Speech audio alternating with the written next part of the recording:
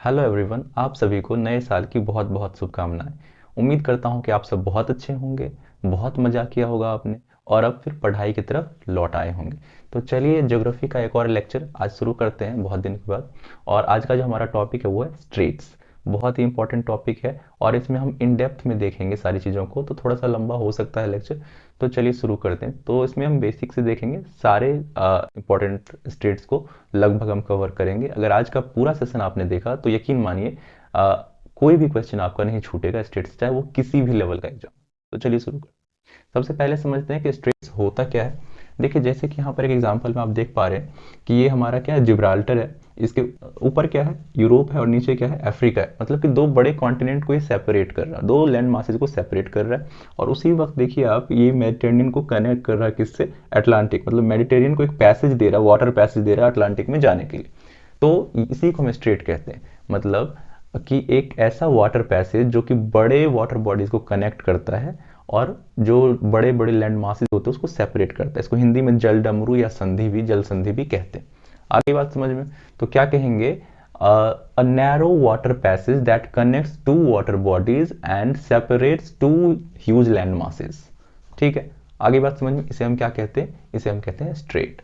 ठीक है, तो इसका इंपॉर्टेंस क्या है, इसका इंपॉर्टेंस बहुत ही ज़्यादा है, क्योंकि जितना भी हमारा ट्रेड होता है ना, वो वाटरवेज के थ्रू ही होता है। क्यों? क्योंकि बहुत ज़्यादा इकोनॉमिकल पड़ता है हमारा वाटरवेज।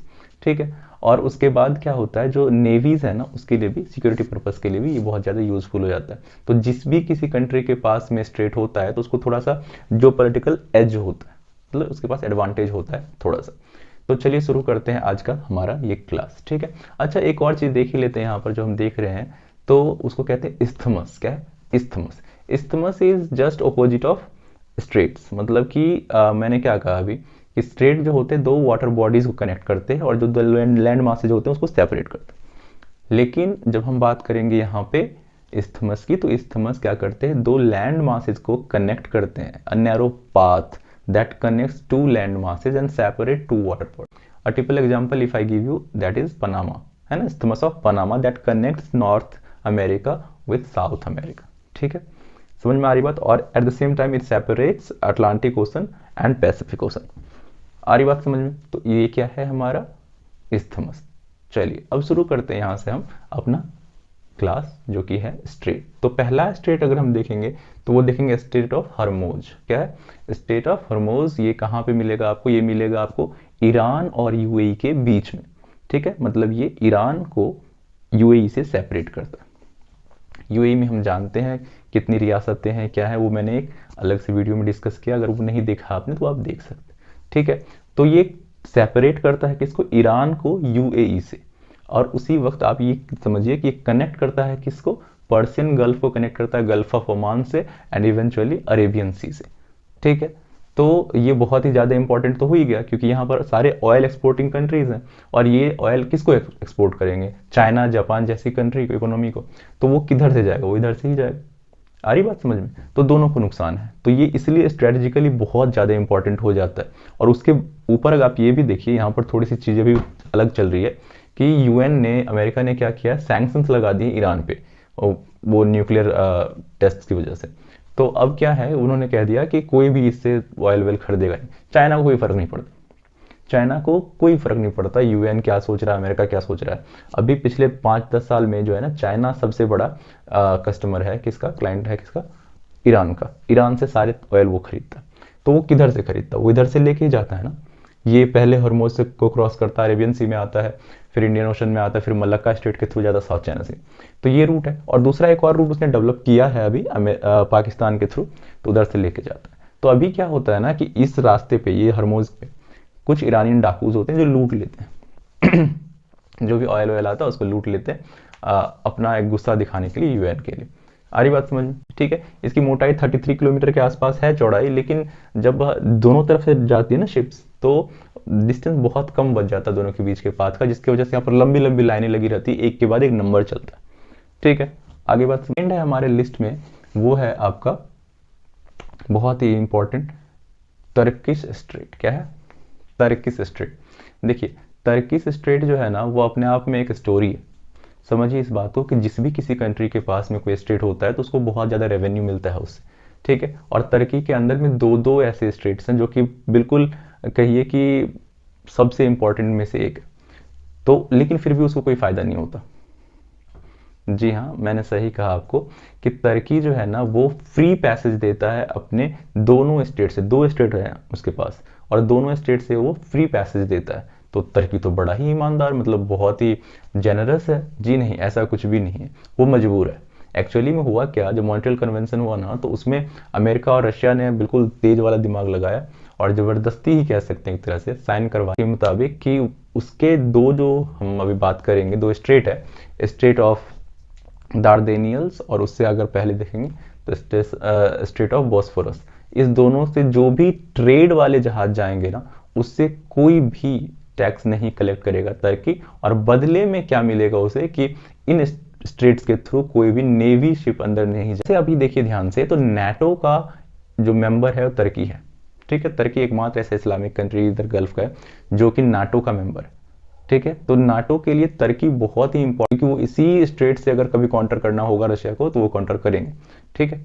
आ रही बात समझ में? भी जब यूक्रेन और रशिया का वॉर चल रहा था, तब यूक्रेन ने बताया था कि ये बहुत ही ज़्यादा इंपॉर्टेंट दोनों ही स्ट्रेट्स हैं, इसी के थ्रू जितने भी ग्रेन्स एक्सपोर्ट इंपोर्ट होते हैं इसी के थ्रू होते हैं। तो सोचिए कि कितना ज़्यादा इंपॉर्टेंट है रशिया के लिए भी ये टर्किश स्ट्रेट्स, क्योंकि उसका जो ऑयल एक्सपोर्ट होता है, गैस एक्सपोर्ट होता है, वो सारा इधर से ही जाता है, ठीक है। फिर भी वो कुछ कमाई नहीं कर पाता क्योंकि वो टैक्स तो ले ही नहीं सकता तुर्की।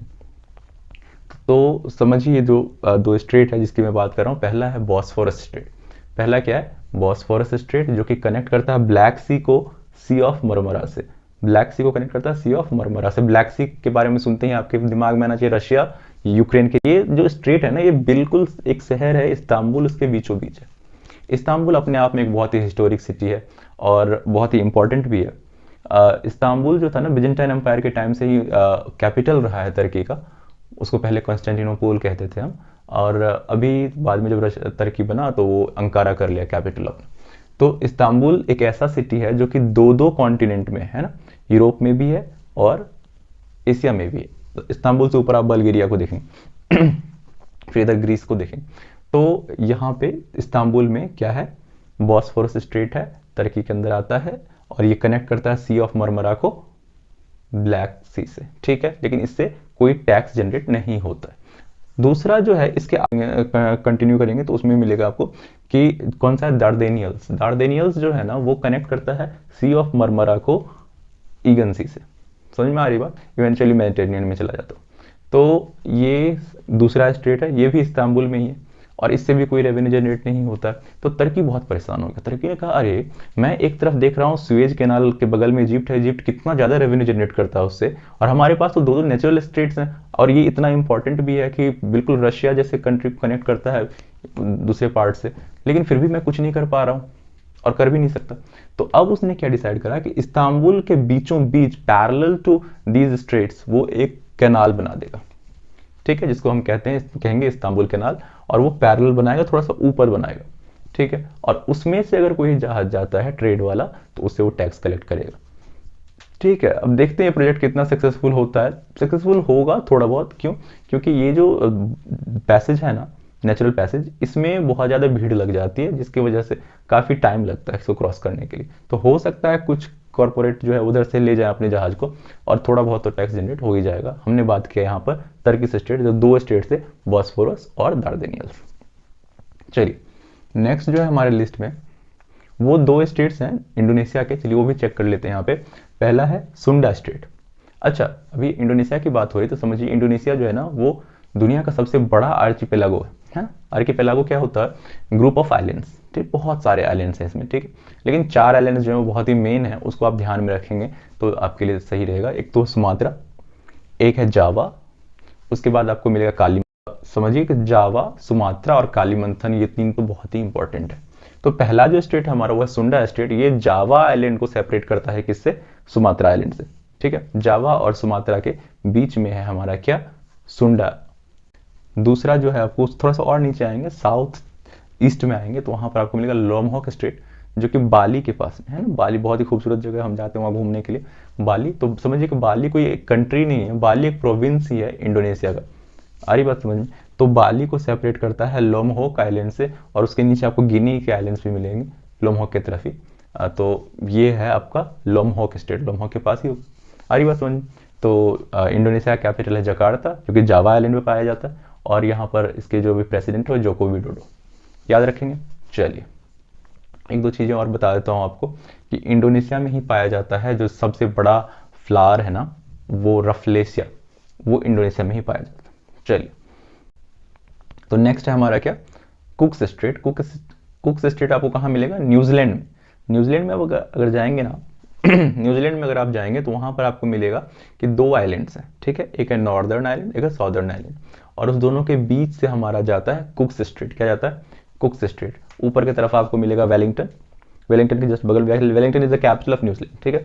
तो उसके जस्ट नीचे से जाता है हमारा कुक्स स्ट्रेट। ये सेपरेट करता है दो आइलैंड्स के, न्यूजीलैंड के दो आइलैंड को, ठीक है। कनेक्ट किसको करता है, ऑस्ट्रेलिया और न्यूजीलैंड के बीच में तास्मान सी, क्या है, तास्मान सी, और तास्मान सी को कनेक्ट करता है ये पैसिफिक से, ठीक है। आगे बात समझ में, हमारा कुक्स स्ट्रेट कहाँ पे, न्यूजीलैंड में। इसके बाद हमारा है वो है फ्लोरिडा स्ट्रेट। फ्लोरिडा स्ट्रेट कहाँ पे है, आपको फ्लोरिडा के पास ही मिलता है, और सेपरेट करता है ये फ्लोरिडा को क्यूबा से। किससे सेपरेट करता है, फ्लोरिडा को क्यूबा से। अब क्यूबा के बगल में आप देखेंगे क्या है, बहामास के आइलैंड सारे, वेस्ट इंडीज है यहाँ पे सारा। तो क्यूबा से सेपरेट करता है किसको, फ्लोरिडा को। क्यूबा का कैपिटल कहाँ पे, हवाना, ठीक है। चलिए तो ये बहुत ही इंपॉर्टेंट हो जाता है हमारे लिए फ्लोरिडा स्टेट। उसके बाद हम देखेंगे उसके बाद हमारा है बेरिंग स्टेट। बेरिंग स्टेट तो अपने आप में बहुत इंपॉर्टेंट है, यूपीएससी में भी सवाल पूछा था। बेरिंग स्टेट जो है ना, वो अलास्का को सेपरेट करता है रशिया से।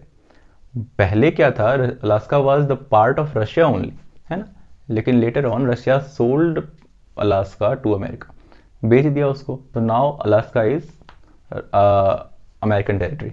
तो अब क्या होता है, अलास्का और रशिया के बीच में जो लाइन है ना, ये स्ट्रेट है, इसी को हम कहते हैं बेरिंग स्ट्रेट, और इसके बगल से इंटरनेशनल डेट लाइन भी निकलती है। इंटरनेशनल डेट लाइन कहाँ से निकलती है, बेरिंग स्ट्रेट के बगल से निकलती है। आ रही बात समझ में। और उससे ईस्ट में जो है वो एक दिन आगे चलता है, और उससे वेस्ट में जो है एक दिन वो पीछे चलता है। आ रही बात समझ में। डेट लाइन का मतलब ये होता है, डेट लाइन, डेट बदल जाते हैं वहाँ पे, 1.5 किलोमीटर पे यहाँ पर डेट चेंज हो जाता है, समझिए, ठीक है। तो बेरिंग स्ट्रेट कहाँ पे है, अलास्का और रशिया के बीच में, ठीक है। हमारा वो है बोनीफेसियो, क्या है, नेक्स्ट जो है हमारा बोनीफेसियो स्ट्रेट, ये मिलेगा आपको मेडिटेरेनियन में, यूरोप में। यूरोप में जब आप आएंगे ना, तो यहाँ पर आपको अगर मैं बताऊं कि फ्रांस और इटली के बीच में ये है, तो आप मानेंगे क्या, जी नहीं, कोई नहीं मानेगा कि फ्रांस और इटली के बीच में बोनीफेसियो है, लेकिन सच में ऐसा ही है। दो आइलैंड्स हैं, एक तो ऊपर में आपको मिलेगा और एक नीचे, यहाँ पर देखिए ये सर्डिनिया, इसके बीच में जो है ना, ये है हमारा बोनीफेसियो स्ट्रेट, याद रहेगा आपको।